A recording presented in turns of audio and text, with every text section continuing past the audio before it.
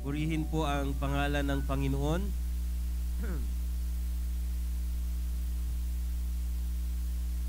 Magandang hapon po sa inyong lahat. Parang hindi pa kayo nagkakape. Magandang hapon po sa inyong lahat.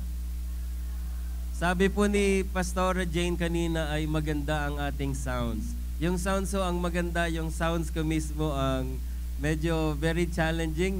Nag-concert ho ako kagabi.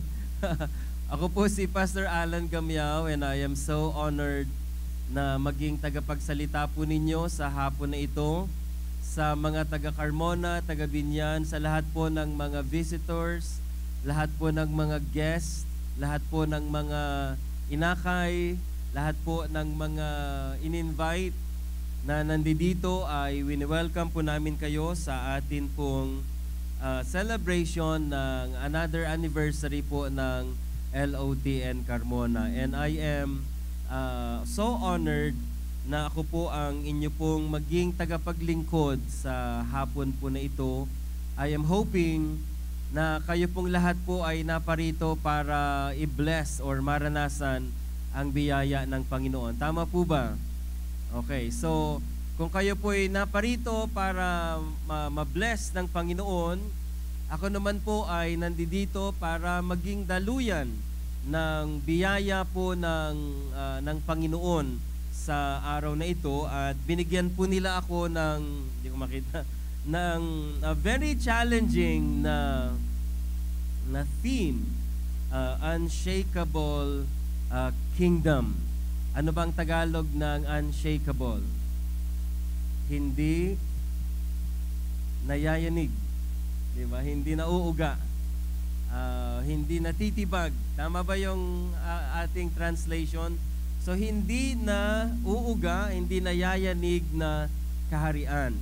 Ito pong mensahe na atin pong dadalhin, ang isa po sa hamon ng mensahe na ito ay ang text natin galing po sa Daniel chapter 7 verses 13 and 14. Dito po nagkakaroon tayo ng hamon or challenge dahil ang aklat po na pinanggalingan ng talata na atin pong pag-aaralan sa hapon po na ito ay galing po sa isang aklat na naglalaman po ng maraming mga prophetic utterances, mga futuristic events na kung babasahin po ninyo ay naglalaman din po ito ng mga visions, naglalaman po ito ng maraming mga panaginip, naglalaman po ito ng maraming mga kwento, at isa po sa natutunan ko over the years ay kapag ang text po natin ay manggagaling po sa isang aklat na hindi po siya normal or hindi siya pangkaraniwan na binabasa po ng mga mananampalataya, dito po nagkakaroon ng challenge. Kung ang text natin sana ay Matthew chapter 6:33, ay madali po sanang i-explain at wala pong gaanong hamon. Kaya po, ang ginawa ko ay dalawang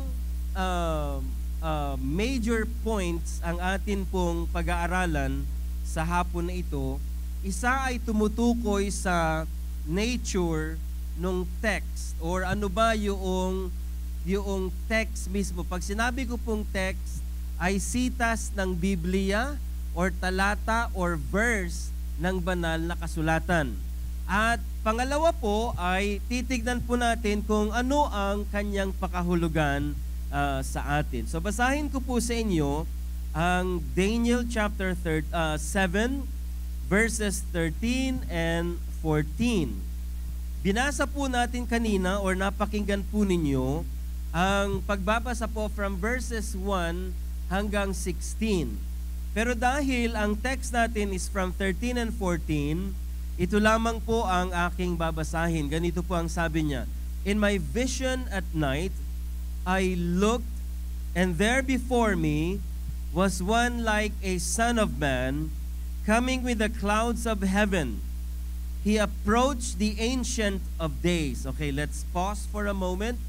Ang Diyos po sa Lumang Tipan, si Yahweh, ay marami pong mga ipinahayag na kanyang mga iba't ibang mga pangalan. Nandiyan ang Jehovah, nandiyan ang El Shaddai, nandiyan ang Elohim. And one of the names na matatagpuan po ninyo sa Biblia ay ang pangalang Ancient of Days. Ang Ancient of Days ay tumutukoy po ito sa salita pong ancient. Ano ba ang Tagalog ng ancient? Ma'am, mga moms, mga sirs. Ancient, nagsasearch sila sa Google.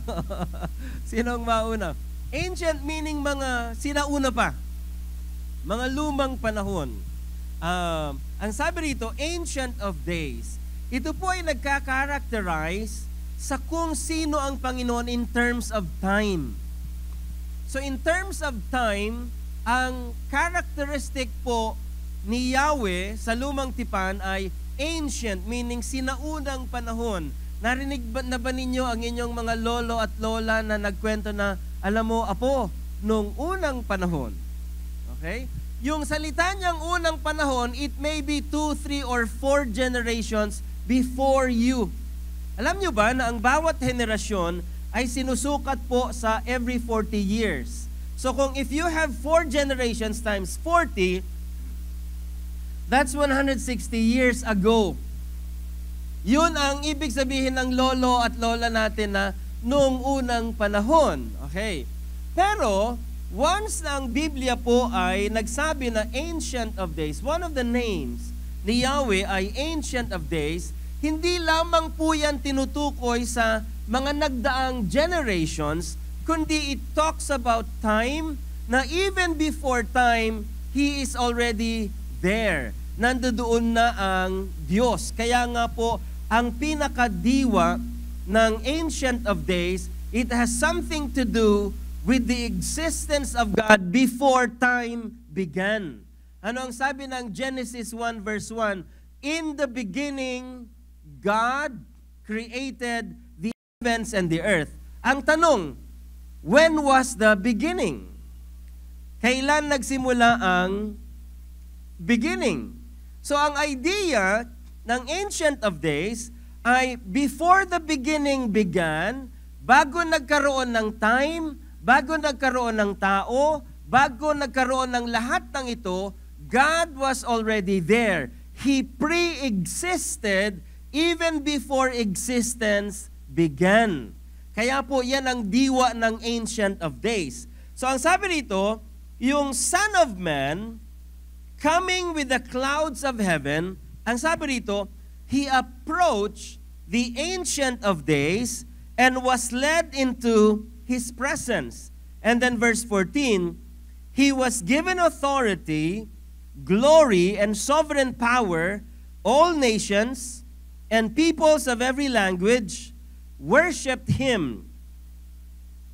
His dominion is an everlasting dominion that will not pass away, and His kingdom is one that will never be destroyed. So tignan po natin yung atin pong dalawang major points for this afternoon.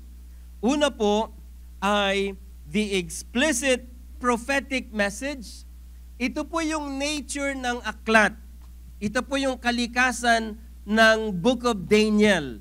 Na ang Book of Daniel po ay tumutukoy sa mga prophetic utterances ng Panginoon. Ang salita pong prophetic, ito po ay nangangahulugan ng mga hula.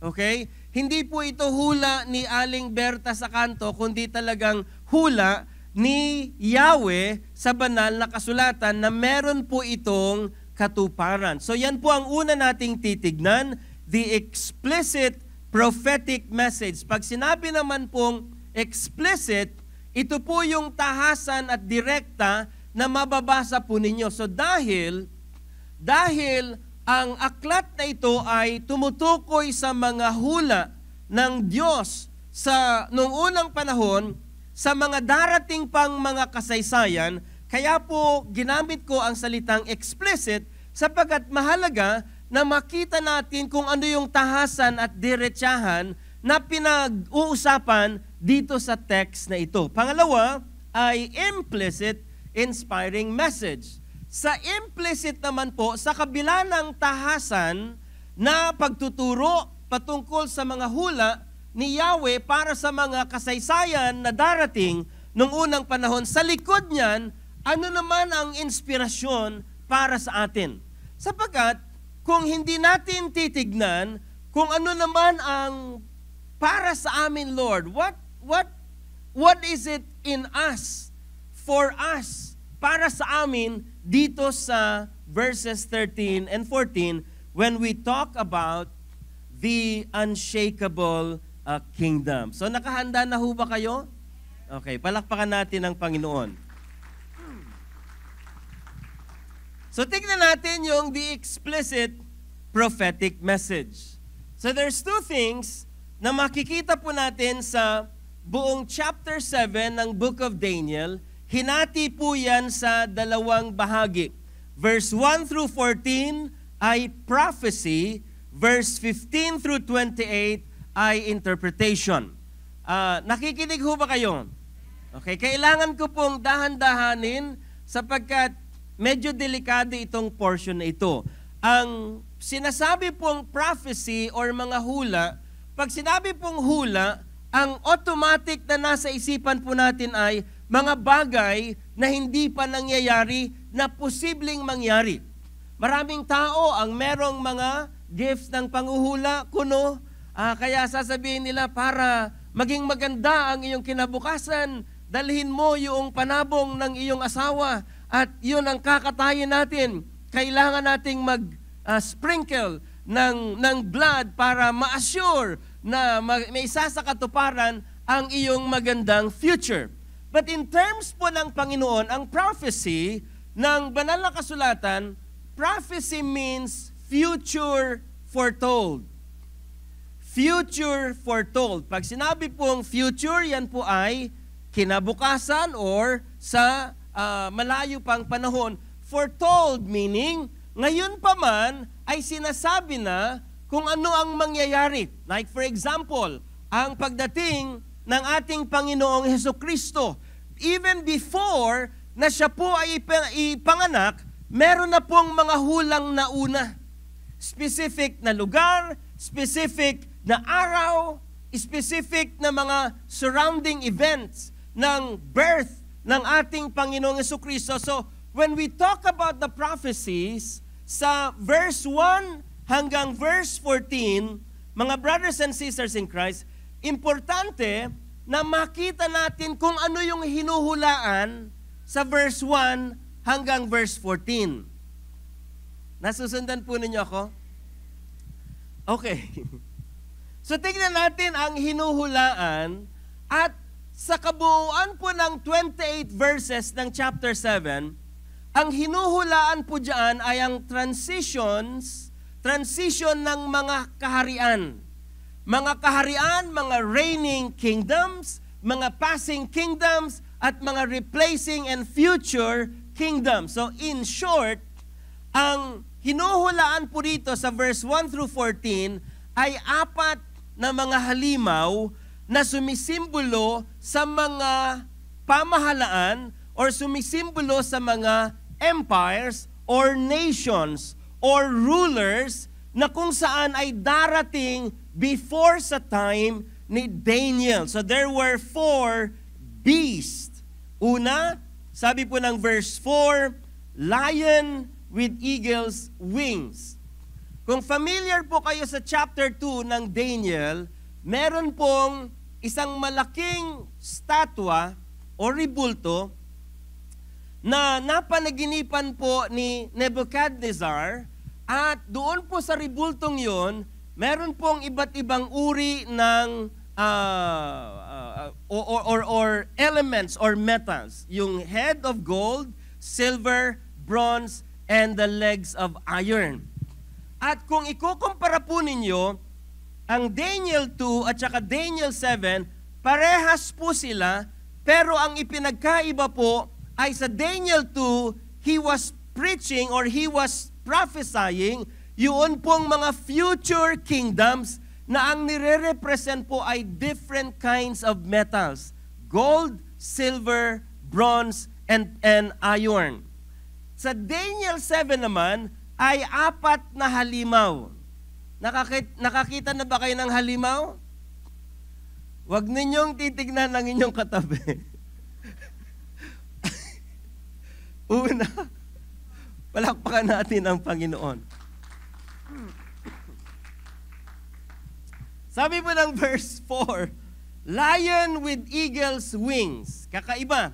Leon, yung halimaw, na meron pakpak po ng agila. Okay? Pangalawa na halimaw sa verse 5 ay oso or bear. Number 3 ay leopard with 4 wings of fowl, sabi ng verse 6. And then yung verse 4 ay hindi niya ma-describe na klase ng halimaw. So dyan po nang galing, yun pong text na atin pong binasa kanina, verses 13 hanggang 14, na ang interpretation naman po sa prophecy na ito ay nasa, basahin ninyo ang verse 15 and 16, sabi niya, I, Daniel, was grieved in my spirit, in the midst of my body, and the visions of my head troubled me.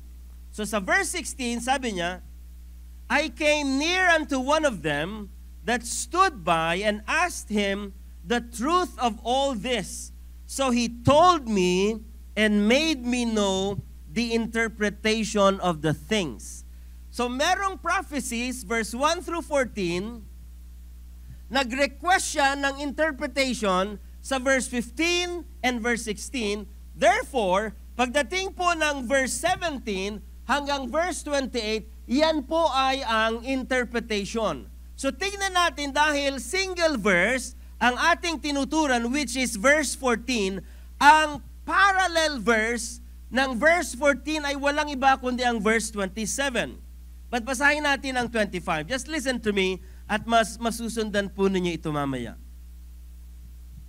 And he shall speak great words against the Most High, and shall wear out the saints of the Most High, and think to change times and laws, and they shall be given into his hand until a times, and the dividing of time.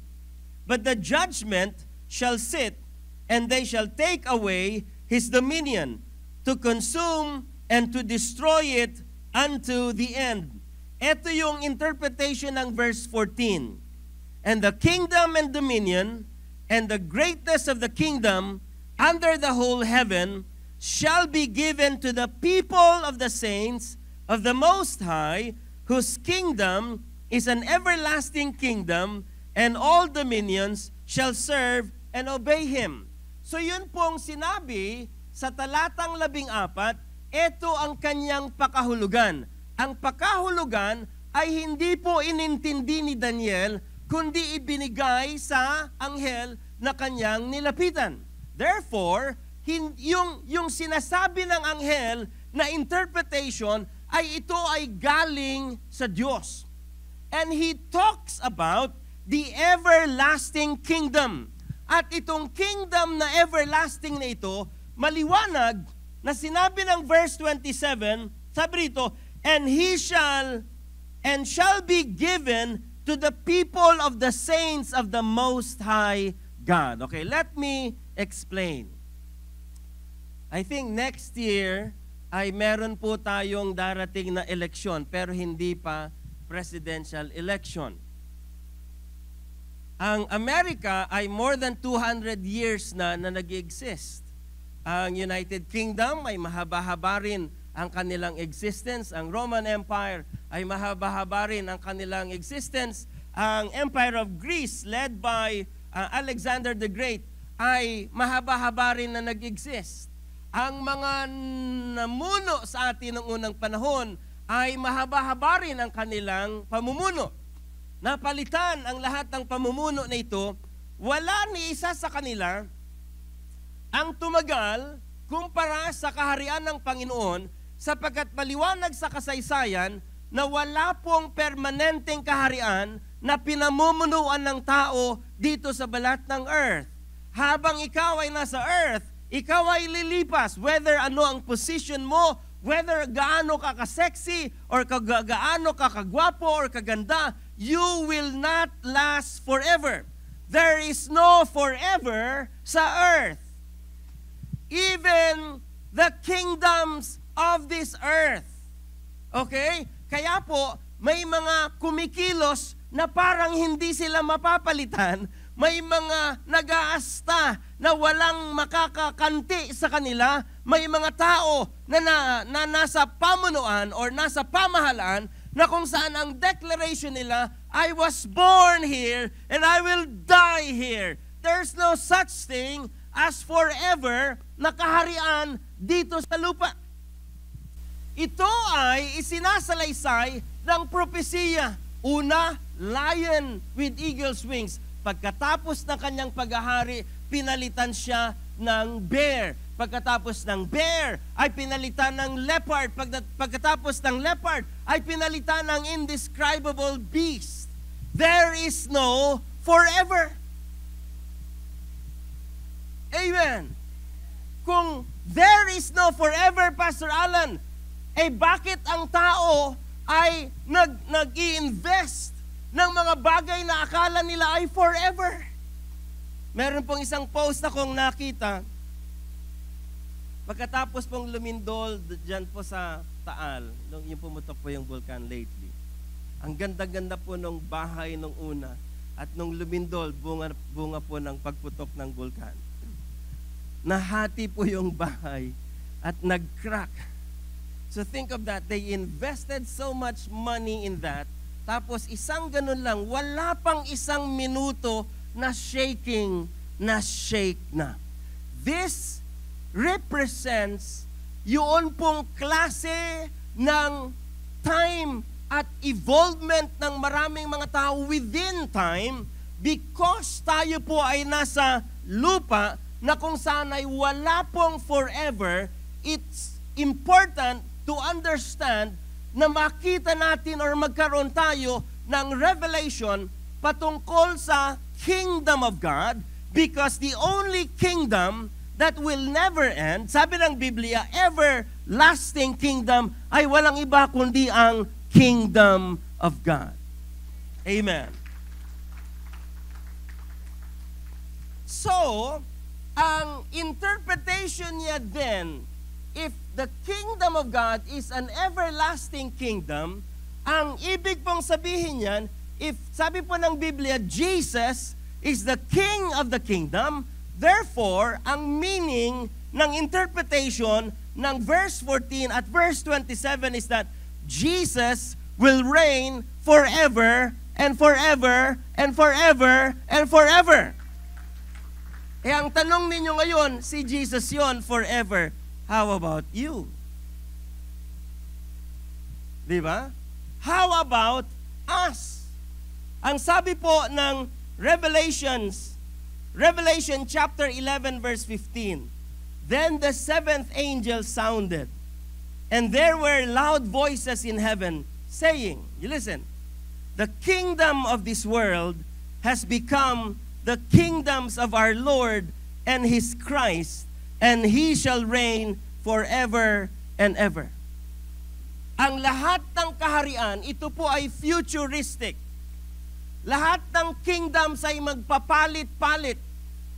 Tapos, yung dulo, which is the book of Revelation, na nagpapakita po ng end or katapusan ng mundo, ay binigyan na po tayo ng idea kung kaninong kaharian ang mananatili pagkatapos ng lahat ng kaharian ay pumanaw or magpapalit-palit. The Lord said, the kingdoms of this world has become the kingdoms of our Lord and His Christ, and He shall reign forever and ever. Sa madali pong salita, brothers and sisters in Christ, the only kingdom that will continue to exist as long as time will continue to exist is the kingdom of God. And the king of this kingdom is no other than our Lord Jesus Christ. Amen. There was a time na dito po sa Asia ay meron pong mga grupo ng mga powerful leaders. The strong men of Asia, ang tawag nila noon. Meron sa iba't ibang lugar, hindi ko nababanggitin para hindi po controversial. And during that time, ang wari or ang pakiwari ng mga tao ay hindi sila mapapalitan. Because they call themselves the Iron Men of Asia. Pero yun pong mga pangalan na yun ay history na lang. Kasaysayan na lang na pag-uusapan ng kanilang mga talino, ang kanilang mga galing. It's the same principle na lahat ng mga naghari, lahat ng kingdoms, future and back, brothers and sisters, mananatiling kasaysayan sila, but their reign will not last forever. May naglalast ng 20 years, 30 years, 50 years, 100 years, pero walang naglast ng forever. The only kingdom that will last is the kingdom of our Lord Jesus Christ. So that's the prophetic message, futuristic message ng verse 14 regarding the unshakable kingdom, that Jesus will reign forever and ever. How about us? Kaya po yung next major point natin is the implicit, inspiring message. The question is, if Jesus will reign forever, what does this mean to us who believe in Him? Kung siya ay maghahari ng walang katapusan, walang end, everlasting kingdom, what does that mean to you na mga sumasampalataya sa Panginoon? Ano ang pakahulugan niyan? You should understand na napakaganda ang kanyang implicit, very inspiring message, sapagkat dito sa mundong ito, lahat na si-shake. Lahat na si-shake. Walang lugar yata or may mga ilang lugar or piling lugar na wala pong hindi nakakaranas ng tinatawag na yung earthquake fault. Pero sa Pilipinas ay parang marami po tayong fault line. Okay, ang Pilipinas po, especially Metro Manila, ay nasa ibabaw po ng ilang fault lines. Alright? Ang ibig ko pong sabihin ay, bawat lugar sa buong mundo ay nakakaranas ng shaking. Whether it's an actual earthquake or yung shaking ng family or shaking ng finances or shaking ng ating mga katawan. You may not, ang sinasabi ko po is that something that shakes, something that moves. Maaaring ang tingin mo sa katawan mo ngayon ay, wow, wala kang sakit. Pero pag once na sinabi ng doktor, okay, magpa-doktor ka, magpa-x-ray ka, or magpa-ganito ka, sasabihin ng doktor, all clear, no lungs. Kaya clear. Kasi no lungs. Di ba? I'm sure, tayong lahat ay nakakaranas ng shaking, earthquake or shaking ng ating pananampalataya. Sabi ni Brother Lemuel kanina, ay hindi siya kumikilala sa Panginoon. Pero binatukan siya ng Panginoon. Na-shake. So, if the only thing that would remain forever, ayon po sa banal na kasulatan, is the kingdom of God, na ang tanging maiiwan, ang tanging matitira, ay ang paghahari ng ating Panginoong Jesucristo. What does that mean to you and me? Kailangan po nating pag-aralan po iyan. Okay, sabi po ng Daniel chapter 7 verse 27. The first thing, inspiring thought na kailangang ilagay natin sa ating isipan, na tayo na mga sumasampalataya ay bahagi ng everlasting kingdom. One of the greatest inspiring message regarding our life sa buhay po na ito is that first, we have a great future. We have a great future. maganda ang ating kinabukasan. Okay, watch this. I'll explain this carefully. Isa sa malinaw na ipinagkaiba ng Diyos sa mga tao, ang tao hindi natin alam kung ano ang ating future. Ang Diyos alam niya ang future. That's what separates God from us. Alam niya ang future natin. Ngayon, sinasabi ng Revelation 11, ito yung future. Ano yung future?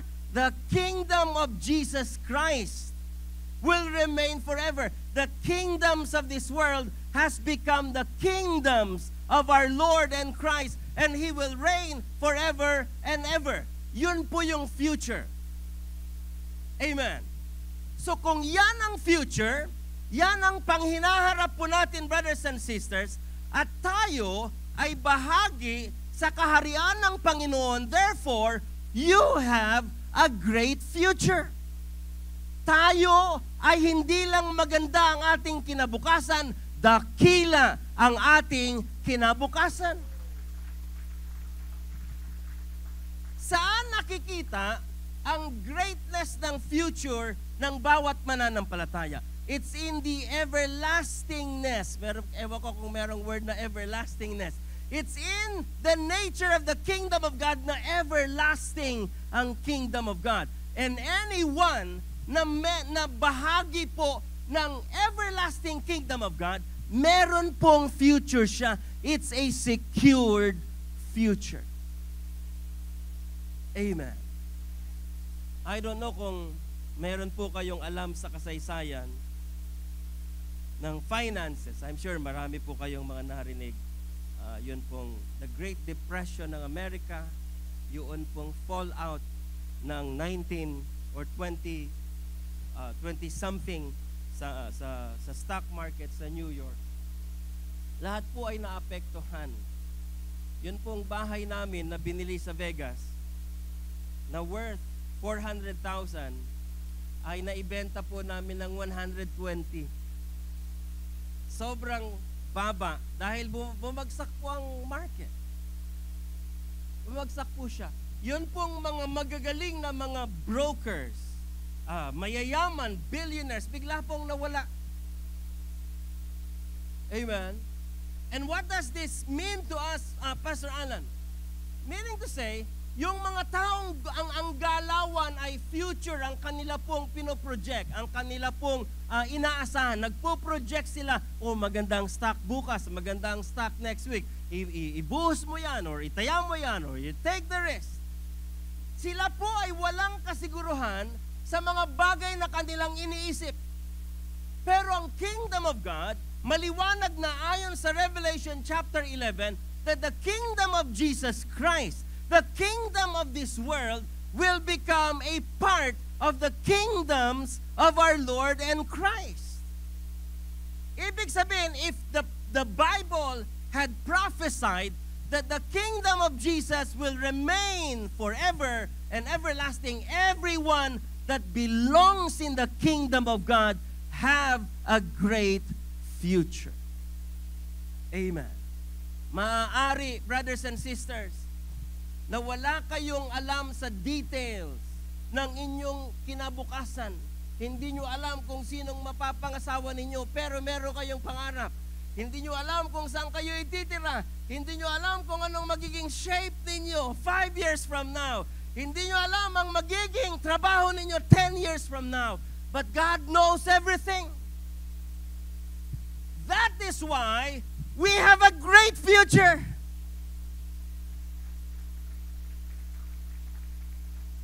Maganda ang kinabukasan natin, hindi ayon sa palad natin. Naalala ko po ang lola ko, kauuwi ko from Ilocos. Wala na po yung lola ko. But every time I would go home, ang unang-una niya pong kinukuha sa kamay ko or binubuksan sa kamay ko ay yung nire-read niya yung palm. Tapos every year na umuwi ako, yun at yun din ang kanyang sinasabi. Tignan mo yung palad mo na yan, merong straight yan pag ganon. Ibig sabihin, tatawid ka from one place to another. Sasakay ka ng maraming beses ng eroplano. Ang talampakan ko po ay meron pong nunal sa kaliwa yata. Ang interpretation ng lola ko, maglalakad ka at maglalakbay ng malayo. Nangyari naman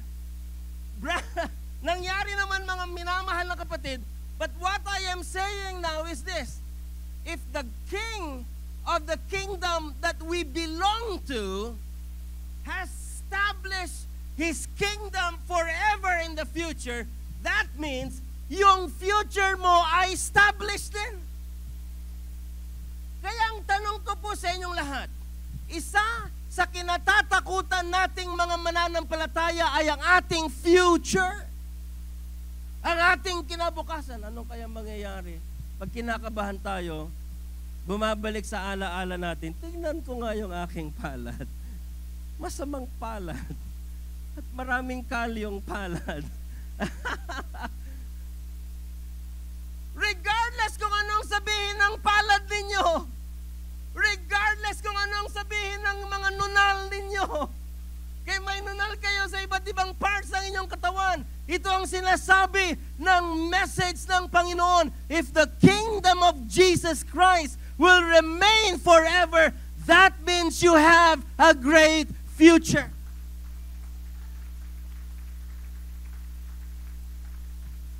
Hindi natin alam ang mga kaganapan from now. An hour later or 30 minutes later, we do not know. But the truth of the matter, brothers and sisters, alam ng ating Panginoong Hesukristo ang ating kinabukasan. Ngayon, may mga bagay tayong kinatatakutan sa mundo na ito. Ayaw nating masugatan, ayaw nating magkasakit, ayaw nating i-break, ayaw nating masaktan, or ayaw nating maubusan ng pera sa ang dami nating kinatatakutan. But the inspiring message of the unshakable kingdom of God is that your future has been secured. Amen. Let me explain this. Ano sa tingin ninyo ang mas mahirap gawin ng Panginoon? Yun pong mga spiritual na pagpapala ay ibigay niya versus yung mga material at physical na pagpapala ay ibigay niya. Ano sa tingin nyo? Spiritual, mas mahirap, or material or physical, mas mahirap? Mas mahirap ang spiritual. Okay, sa John 3:16 na lang, those who would believe in Jesus Christ would have everlasting life. Ano ang mas mahirap ibigay? Everlasting life or yung jowa na yan? Ano ang mas madaling ibigay? Everlasting life or ang pangangailangan natin araw-araw? I believe mas mahirap ang everlasting life na gawin at ibigay. Pero sa atin na mga nasa kingdom of God, mas mahirap nating paniwalaan na kayang ibigay ni Yahweh ang mga material at mga physical na bagay. Hindi kayo nagdududa sa everlasting life, di ba? Pero mas pinagdududahan ninyo ang my God shall supply all your needs. Pero ito ang sinasabi ng message ng unshakable kingdom. You have a great future. Pag sinabi ko pong you have a great future, hindi ko sinasabing exempted na tayo sa mga pagsubok. Meron at meron pa rin tayong sakit ng ulo. Meron at meron pa rin po tayong karamdaman. Meron at meron pa rin po tayong mga kahirapan, difficulties in life. That's inevitable. Ang sinasabi ko po, brothers and sisters, within your lifetime here, kahit magkaroon po kayo ng problema, pero kabahagi tayo ng paghahari ng Panginoon, it really doesn't matter. Ang importante ay hindi kung sino tayo at kung ano ang nararanasan natin. Ang importante is who is with you. Maraming nag-i-exist dito po sa mundo na hindi nila kasama ang ating Panginoong Jesucristo because they are not part, they do not belong to the kingdom of God. Amen. Kaya ang sabi po ng Revelations 11:15, ulitin ko na naman, the kingdom of this world has become the kingdoms of our Lord and Christ and His Christ, and He shall reign forever and ever. Not only that we have a great future, we also have a great God.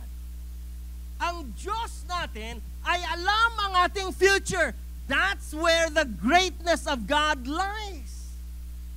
Amen? Diyan po nakikita at naidi-display ang kadakilaan ng Diyos na ating tinanggap na nagpapasok sa atin sa Kanyang kaharian.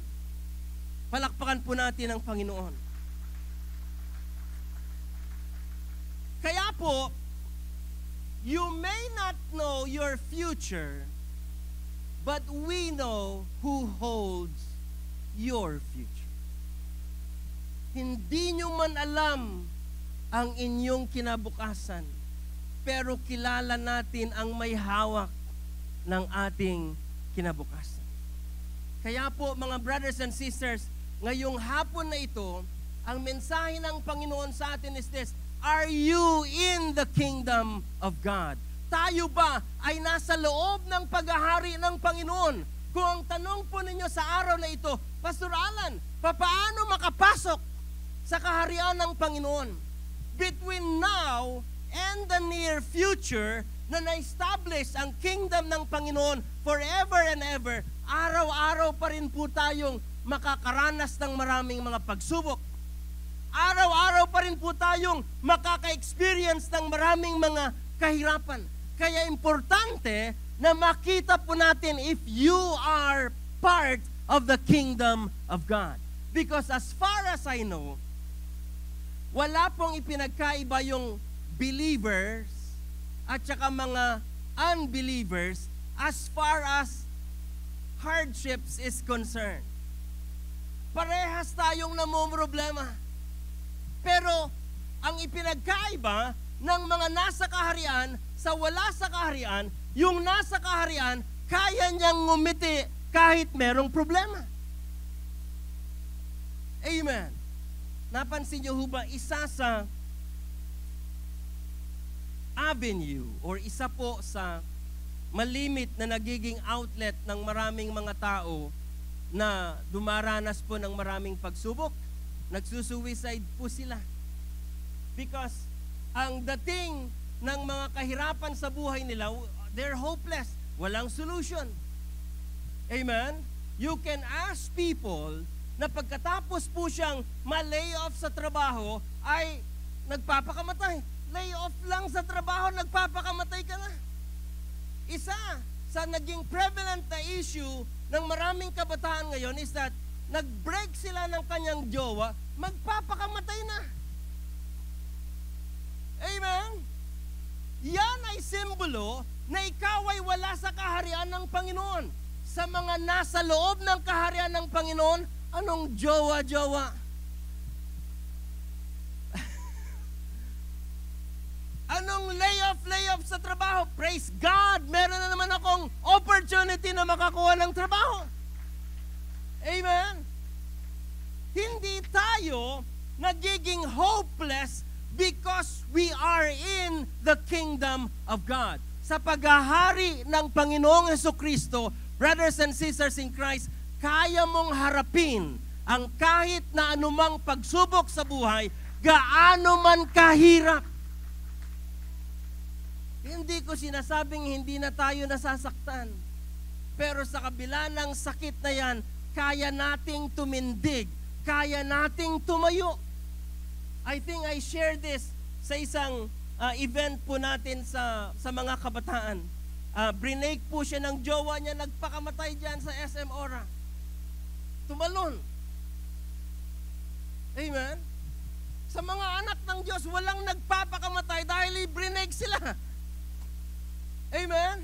Anong sinasabi natin? We give thanks to everything. In everything, give thanks unto the Lord.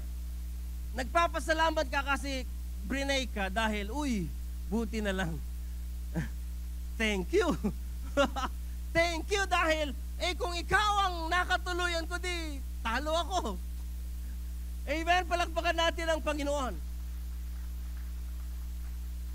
So the big question is this: Ang buhay sa kaharian ng Panginoon ay hindi ibang buhay, or should I say, hindi katulad ng buhay dito sa mundong ibabaw. Tayo po kasi hindi tayo nakaranas ng kingdom, or ang leader natin ay hari or monarchy, ano. Pero sa mga nakaranas po ng monarchy system or yung paghahari ng mga hari, hindi presidents or prime ministers, alam niyo nung unang panahon, ang pangangailangan ng mga subjects or mga part ng kaharian noon, hindi po hinahanap ng mga tao, kundi isinusupply ng mga hari nung unang panahon. Hindi isinusupply ng sarili nila, kundi ang hari mismo ang nagsusupply. Kaya what people need in this world right now is to understand yung dynamic ng kaharian ng Panginoon. Okay?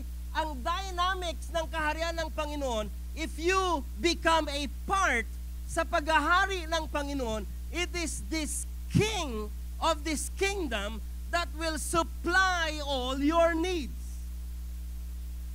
Amen. Dahil, ang sabi po ng Matthew 6:33, seek the kingdom first. Kung iba-backtrack po ninyo ang verse 33, going back all the way sa verse 15 or verse 18 if I'm not mistaken, ang tinutukoy diyan ay kakainin, iinumin, at idadamit. Kaya nagbigay ng example si Jesus. Sabi niya, look at the flowers. Walang nagdadamit sa kanila pero ang gara ng kanilang damit. Look at the birds. Walang nag-feed sa kanila pero araw-araw kumakain sila. And then, he punctuated his encouragement sa verse 33. Ang sabi niya, lahat ng ito ay hinahanap ng mga hentil. But seek ye first the kingdom of God. And then he said, all these things will come unto you. I-analyze ninyo. And all these things shall come unto you. All these things shall come. Hindi ikaw ang magka-come. Shall come. Ito ang sikreto ng paghahari ng Diyos dito sa mundo. Kaya po, sa mga nasa loob ng paghahari ng Panginoon, maliit na pangangailangan, malaking pangangailangan, walang diferensya yan. You know why? Sapagkat alam natin kung papaano hanapin at saan matatagpuan ang mga kaganapan ng mga bagay na kailangan natin. All these things shall be added unto you. Kaya sa inyo po na mga guests, mga minamahal namin na mga na-invite po rito, mga kaibigan, mga kamag-anak, nagtatanong tayo, ano ba ang mas magandang buhay? Isang buhay na nasa labas ng kaharian or nasa loob ng kaharian ng Panginoon? Ang sinasabi ko sa inyo ay pwede kayong pagdating sa pisikal, pagdating sa pera, pagdating po sa yaman, ay pwede po ninyong tanggapin yan labas ng kaharian ng Panginoon. Pero wala kayong peace, wala kayong tulog. Isineshare ko po ito lagi. Na-invite po ako na mag-pray over sa isang mayaman dyan po sa Caloocan. Never heard po ang waterbed, even now. Hindi sumikat ang waterbed. Airbed, sumikat pa, di ba? Saka yun pong folding bed. Siya lamang ang merong waterbed na pag umupo po kayo, umaalon-alon. So, iniisip, sarap siguro niyan, pastor. Masarap pong matulog. Ang problema niya, hindi siya makatulog. Kayong anong ginagawa niya? Nagpapaprescribe po siya ng melatonin. Nagpapaprescribe siya ng pangpatulog. Think of that. Magbabayad siya ng doktor, magbabayad siya ng medicine just to sleep. Pwede kang magkaroon ng lahat ng ito but you do not enjoy. Nakakilala na ho ba kayo or na-invite na ho ba kayo sa isang magarang table dining table na gold-plated at meron pong kutsara, tinidor at platong gold and silver. Pero yung nag-host sa inyo, walang ganang kumain. Sasabihin niya, Pastor, kumain ka na. Kayo po, sabihin na tayo, wala akong gana. Ipinagluto ka ng steak, medium rare. Well, merong soup, lahat, 9 courses. Tapos, ikaw lang ang kumakain. Siya, nakatunganga sa'yo, walang gana. Dahil ang tulog, hindi yan nakukuha sa paramihan ng meron ka. Dahil ang gana sa pagkain, hindi yan nasusukat sa paramihan ng meron ka. The only place na mararanasan natin ang gana ng pagkain at ang sarap ng tulog ay kapag pumasok ka sa paghahari ng ating Panginoong Jesucristo. Tanungin ninyo ang mga matagal nang nasa kaharian ng Panginoon, sandamakbak at sandamakmak na problema na ang kanilang dinaanan. Stress na sila sa asawa nila, stress sila sa pera nila, stress sila sa lahat ng bagay, pero masandal lang ang likod.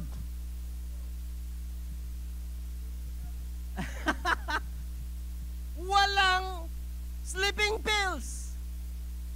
Amen? Meron po akong kilala ang ganang kumain. Babae pa naman. Secret. Hindi ko sasabihin. Nakasama ko siya. Pinagmamasdan ko po siya kung kumain. Kanya-kanya po kami ng plato.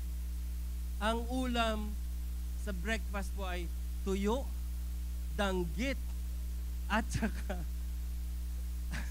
kamatis, suka. Yun lang. Ang tawag po nila sa Amerika ay poor man's breakfast. Pero itong kapatid natin na ito, grabe. Kinuha niya yung kanyang plate. yung nilalagyan po ng kanin, bandiyado, kumuha po siya, ginanon niya yung kanyang sariling plato. Talagang meron pong shape. Hindi flat, kundi nakaganon. Pinagmamasdan ko siya, isa. Apa, naubos yun. Pumangalawa. Ito ngayon ang napakaganda, pumangatlo. Sabi ko sa kanya, oy, pangatlo mo na yan. Ang sarap eh. But think of this, tuyo, itlog, poor man's breakfast. But look at that. Ang paghahari ng Panginoon, yes, nakikita minsan sa mga bagay na kailangan ng ating mga kamay. But the truth of the matter is this, the heart of the kingdom of God is how you enjoy life here on earth. Maraming mga merong milyon na sa bangko, pero hindi makakatulog. Diba? Double lock, meron pang may security cam pa yan at meron pang gwardiya minsan. Why? Why? Why? You should enjoy this.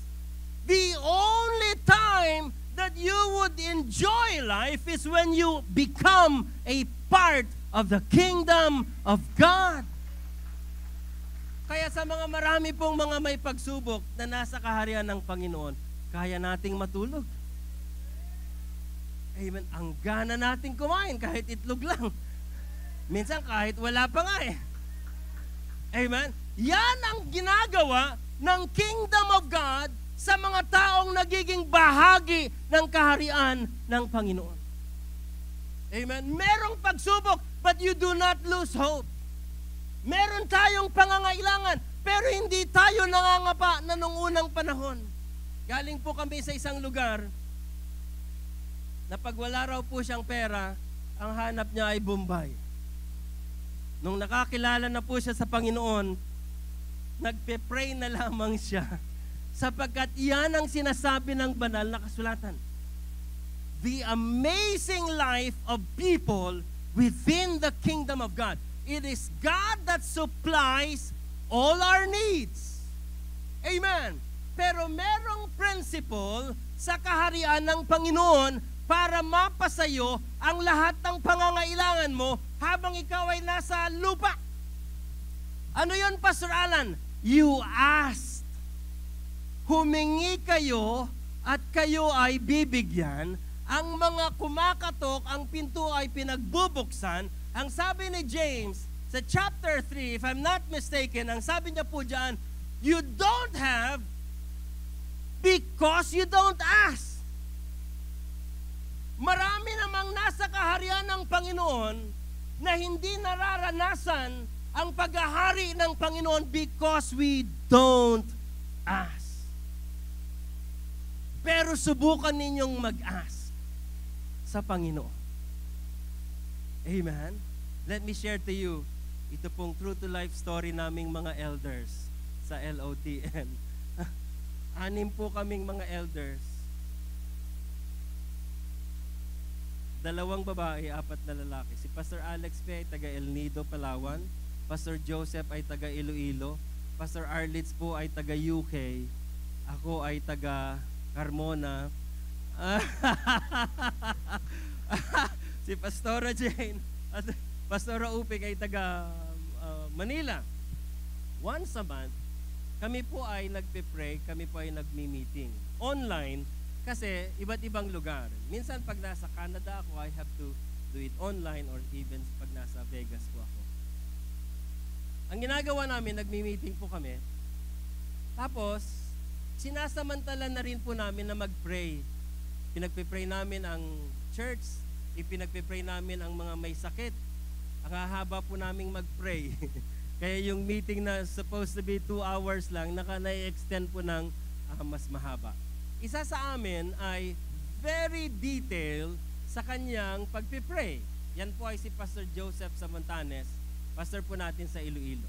Pag ako nagpipray ng blessings ganito, Lord, pagpalain mo po yung mga taga-Carmona. Ganun lang.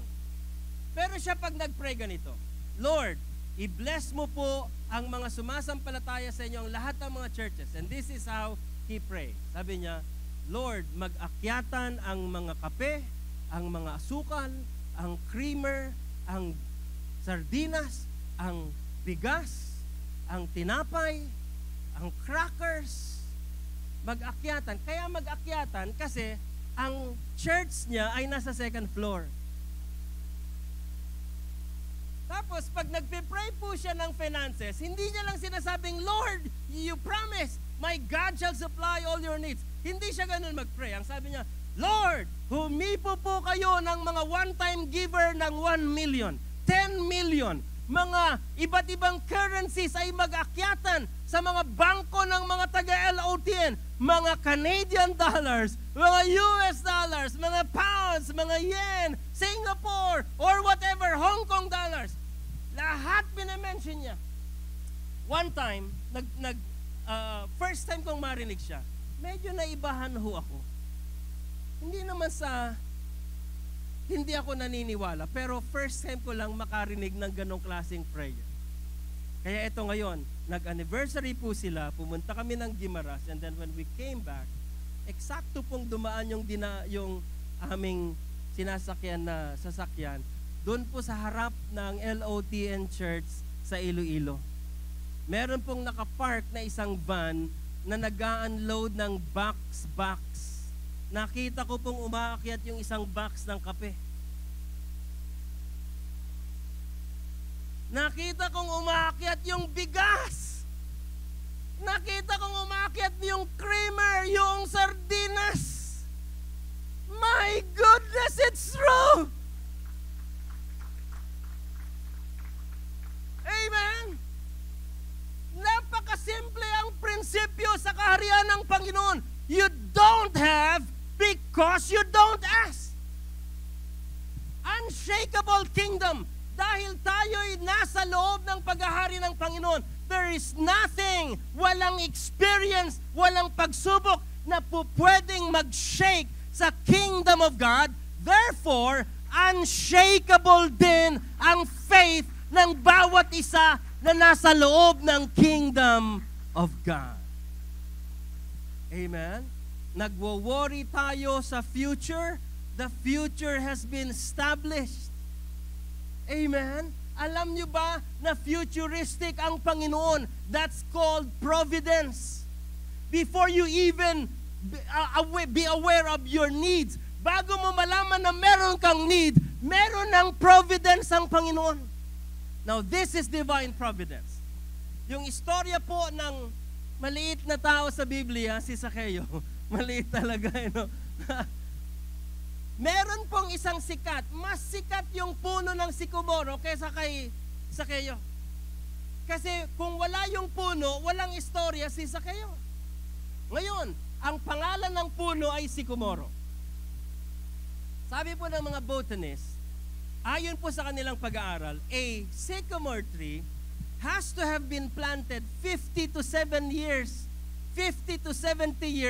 before it can hold a full-grown man kahit maliit ang stature. Madali pong salita, 50 years ago, alam na ni Yahweh na merong Zaccheo na mangangailangan ng ladder. Kaya nang ginawa ng Lord, divine providence, hindi mo kayang lumundag para makita si Jesus Christ. I'll provide you with the sycamore tree.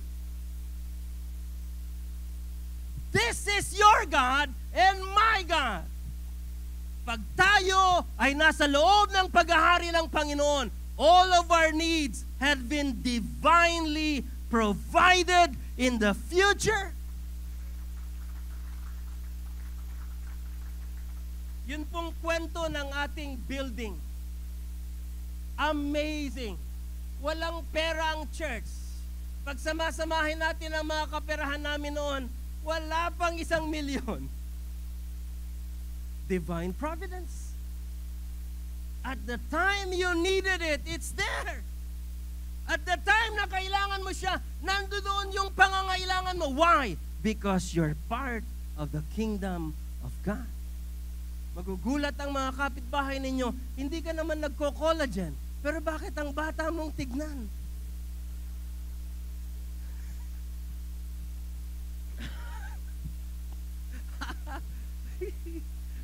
Palakpakan natin ang Panginoon. Nagpa-collagen na siya at nagpa-botox na siya. Ha?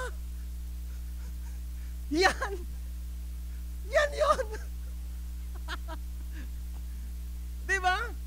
Pero sa mga nasa kaharian ng Panginoon, excited tayo na pumunta sa church every Sunday. Pag tinignan nila ang buhay mo, ang dami mong problema. Pero look at your face. There's glow in your face. You can smile. Pero wala kang pera. Which is okay. Amen. Because that's life in the kingdom of God. So the question, the bottom line is this: how do you enter and become a part of the kingdom of God? Papaano natin mararating yung antas na napapabilang tayo sa paghahari ng Panginoon? Very simple. Jesus Christ. Nothing more, nothing less. Jesus is the door. Sabi niya sa book of John, I am the door where all the sheep must enter. Ako ang pintuan. Ako ang daan, ang katotohanan at ang buhay. Sabi ng Panginoong Hesukristo. If Jesus becomes your king, ikaw ngayon ay subject niya. Ang biyaya ng kaharian ng Panginoon ay para po siyang umbrella, payong. The only people na nakakaranas ng biyaya ng payong ay yung nasa ilalim ng payong. That's the kingdom of God. And the only time na mararanasan mo yan if you accept Jesus Christ as your Lord and as your Savior. And now, na ikaw ay nasa kaharian ng Panginoon, ang provision ng Panginoon ay available. Amen. Masishake ang conviction ng maraming tao dito sa mundo. Maapektuhan sila sa mga kaganapan sa buong paligid. Their faith will be shaken. But your faith will never be shaken because you're part of the unshakable kingdom of God. Iba ang ekonomiya ng Diyos kesa sa economy ng mundo. Amen. Isang prophet ng Panginoon sa Old Testament, si Elias. Nangailangan po siya ng pagkain, sinend siya ng Lord sa isang lugar na meron pong drought at meron pong famine. But look what happened. Bago siya pumunta roon, meron ng uwak na nag-aabang sa kanya. Ikaw pala, eto, every day, meron akong supply sa iyo na steak. There's a story sa gospel na ang mga alagad ni Jesus Christ, inutusan sila ng mga alagad ni Jesus Christ na kunin yung pilak or any parang worth ng money na nasa loob po ng fish. Ang sabi po ng isang pastor na narinig ko, sabi niya, when the Lord Jesus commanded His disciples, go to the lake, catch the first fish, at kunin mo yung pilak na nandoon sa bibig nung isda na yon. Sabi ng pastor na ito, as soon as the lips of Jesus uttered those, yung isda naghihintay na sa alagad. Where do you find that kind of life? Only in the kingdom of God. Isa po sa himala ng church po natin ay may mga ilan pong hindi taga-LOTN ang nagbibigay ng malaking amount ng finances natin every month. Hindi sila taga-LOTN. Yung mga taga-LOTN, mas malaki. Yun naman pala, palakpakan natin ng Panginoon. Akala ninyo, yung mga taga-LOTN, nagdadalawang isip minsan, pero itong mga taong ito, walang dalawang isip. God's providence. Even before you need it, they're there. Nandoon na siya. Naghihintay sa'yo. Amen?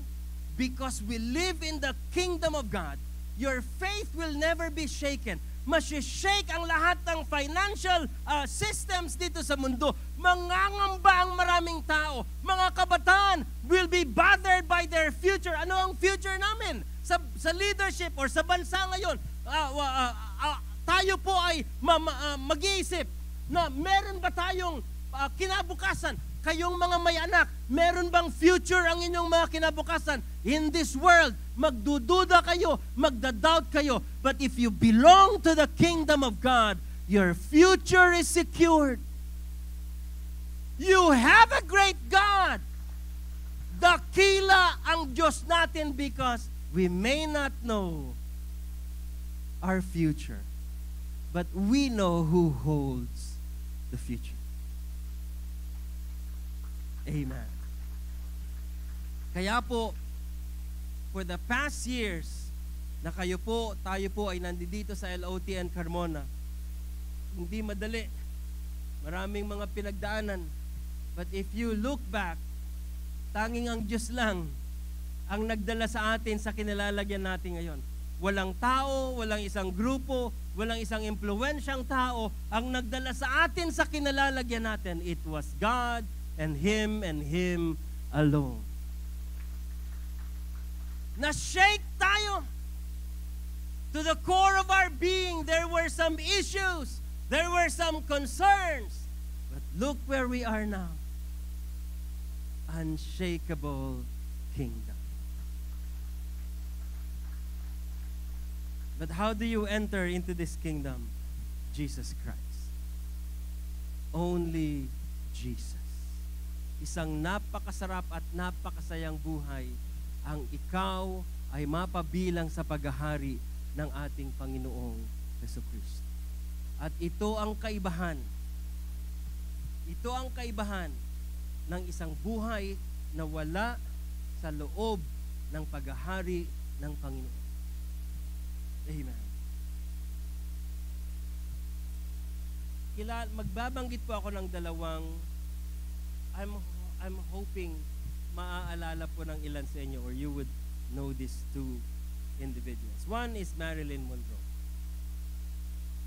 Tawag sa kanya ay sex goddess. Every politicians, every actor sa Hollywood that time ay dinidesire po siya. Nagpatayo po siya ng mansion, I think 52 rooms. But at the end of her life, ang sabi niya, my life is empty. How could you be empty inside? You have 52 rooms. Meron kang lover na president, meron kang lover na senator, and every eyes of men are on you. But she said, my life is empty. The second one is Boris Becker, yung sikat pong tennis player.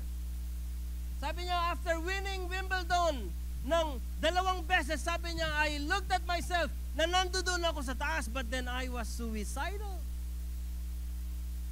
Grabing tagumpay niya, pero gusto niyang magpakamatay. These are examples of people na meron sila, pero ang totoo, hindi nakakasatisfy kung ano man yung meron sila. Worse, ito ang nagdadrive sa kanila para hanapin yung mga bagay na wala sa kanila. Life here on earth, yes, kailangan natin yung mga panlabas. But what is lahat ng ito kung walang nangyayari sa panloob? And Christ offers you His kingdom. Amen. Dumating po si Jesus Christ sa time po ng Roman Empire. Ang mga Romano ang nagpako sa kanya sa krus. Naparito siya upang i-offer ang paghahari ng Diyos sa bayang Israel. Because lahat ng mga prophets, lahat ng mga hari ay nireject ng bayang Israel. And now the Lord, God Almighty, sends His own Son para po i-offer sa kanyang bayan ang paghahari ng Diyos. But sadly, ang sabi ng banal na kasulatan, they rejected the offer of the kingdom of God to the people of Israel. Ito naman po ang magandang balita. Nung i-reject ng Israel ang offer ng paghahari ng Panginoon, binuksan ni Yahweh ang pintuan para sa mga hentil na yung offering ng paghahari ng Diyos sa bayang Israel, in-offer ngayon sa mga hentil na kagaya natin. Isipin niyo po yan, because somebody rejected the offer of the kingdom, kaya tayo nabibigyan ng offer of the kingdom of God na pagharian tayo ng paghahari ng Panginoon because they rejected the kingdom of God. Amen. But now, ino-offer sa atin ang paghahari ng Panginoon. Kung alam lang natin what's at stake sa paghahari ng Panginoon, bakit ino-offer ng Panginoon ang kanyang paghahari? Amen. He offers you peace. He offers you joy. Ino-offer niya ang isang buhay, sabi ng John 10:10, isang buhay na ganap at kasiyasiya. Amen. The unshakable kingdom is being offered to us this afternoon. And the only way to accept that is you accept the King of this kingdom. His name is Jesus Christ. Let's all stand.